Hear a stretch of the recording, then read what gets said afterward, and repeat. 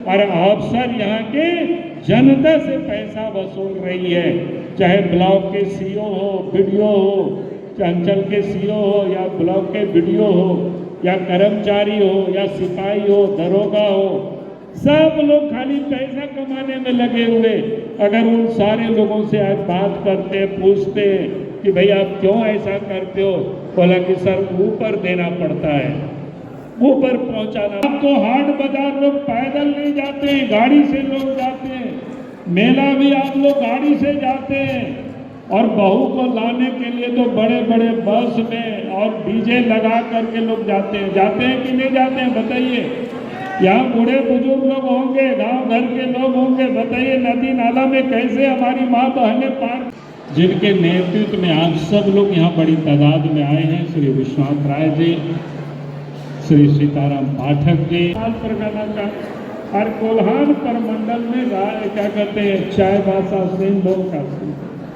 लेकिन आज मैं कह सकता हूँ, मैं यहाँ घोषणा कर रहा हूँ कि इस बार हमें संथाल परगना के तीनों लोग स्वीकार करके और इस देश के प्रधानमंत्री नरेंद्र मोदी जी को बनाने में हमें सहयोग करना है, हमें मदद करना है, उनके हाथों को और मजबूत करना है। हम यही कहने के लिए मैं आज आपके बीच में आया। और देश के प्रधानमंत्री नरेंद्र मोदी जी ने इन 10 वर्षों में जो काम किया है वो काम अद्भुत है। आज तक उतना काम किसी ने भी नहीं किया था जितना इस देश के प्रधानमंत्री जी ने इस छोटा सा कार्यकाल में 10 वर्षों के कालखंड में इन्होंने जो काम करके दिखाया है वो किसी से छुपा हुआ नहीं है। और इसीलिए मैं कह रहा हूँ, अभी आपको मुन्ना मिश्रा जी नारा लगा रहे थे, फिर से एक बार मोदी सरकार बनाना है इस देश में। क्यों बनाना है? क्योंकि 9 वर्षों 10 वर्षों में जो काम किया, मैं आपको थोड़ा काम ही सिर्फ यहाँ गिना रहा हूँ। और भारतीय जनता पार्टी की सरकार जब बनी थी तभी झारखंड राज्य नहीं बना। आज जो झारखंड प्रदेश में जो लोग सत्ता में बैठे हुए हैं उसमें से कौन कौन लोग हैं? एक तो कहते थे कि मेरे लाश पर बनेगा लग रहा, और एक की तो दिल्ली में सरकार रही कांग्रेस पार्टी की, और वो क्या करते थे, झारखंड नामधारी आंदोलनकारी नेताओं को क्या करते थे, खरीद बिक्री वो करते थे। जयपाल सिंह को उन्होंने वैसे ही फुसलाया पैसा से, शिबू सोरेन भी वही पैसा से बिक गया, कांग्रेस पार्टी ने उसको खरीदा और बाद में तिहाड़ जेल भी उनको लोगों ने भेज दिया।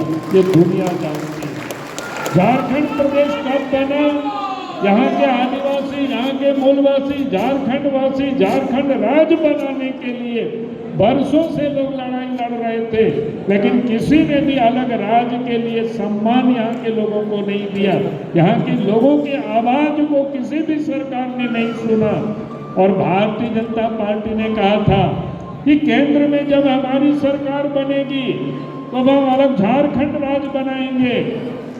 1998 और 99 में इस देश में अटल बिहारी वाजपेयी जी के नेतृत्व में एनडीए गठबंधन की सरकार बनी और अलग झारखंड राज्य बन गया। तो अगर आज इस प्रदेश के लोगों को कोई सम्मान दिया तो वो एकमात्र party Bharatiya Janata party, NDA गठबंधन और अटल बिहारी वाजपेयी जी ने अलग राज्य बनाया। और इसलिए मैं कह रहा हूँ, भारतीय जनता पार्टी नेता जो कहते हैं वो करके दिखाते हैं।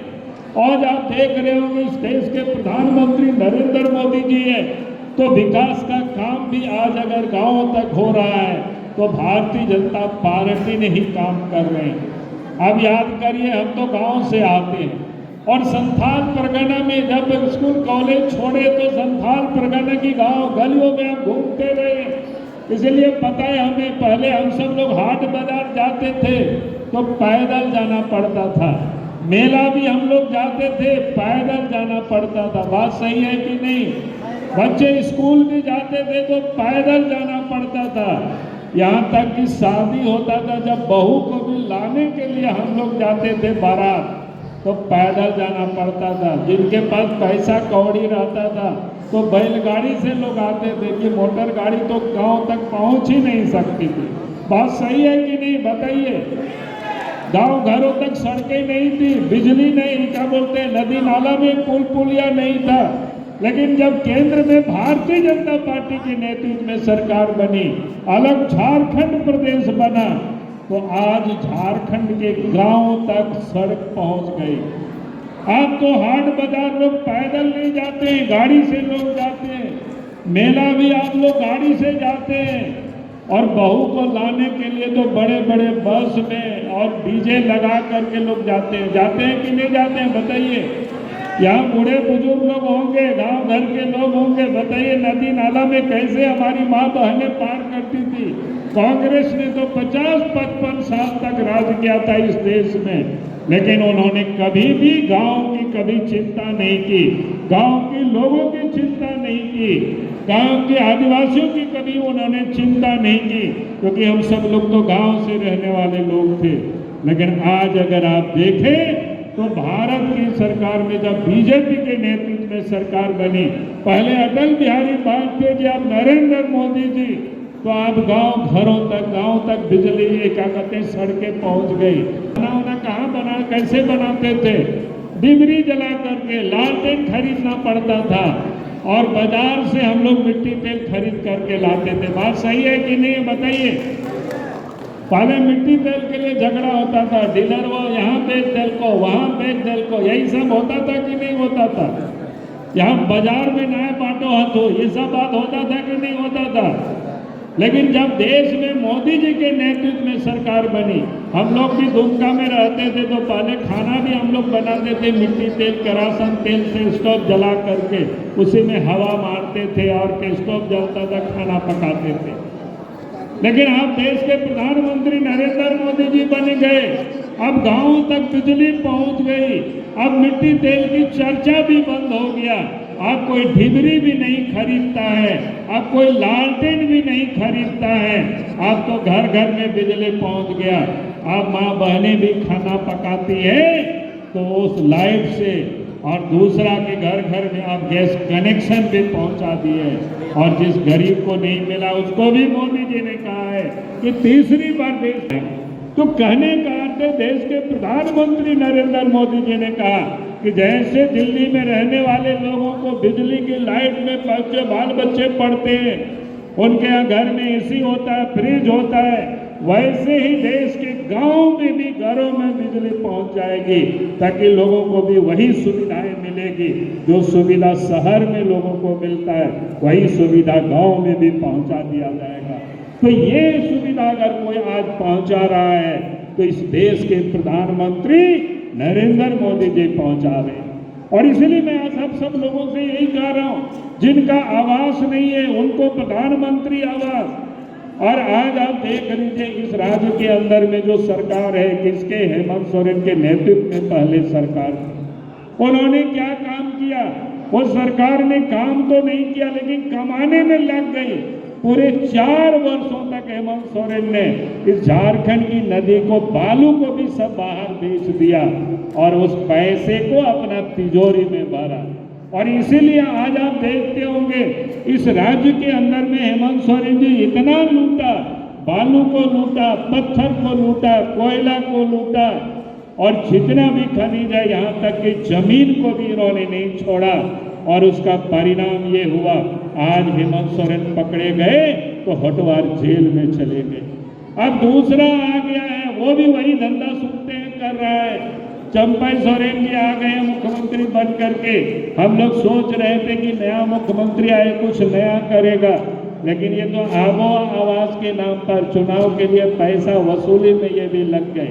बात सही है कि नहीं, बताइए। आबोआ आवास में भी 20,000 25,000 टका। आप बताइए गरीब लोग कहाँ से पैसा देंगे?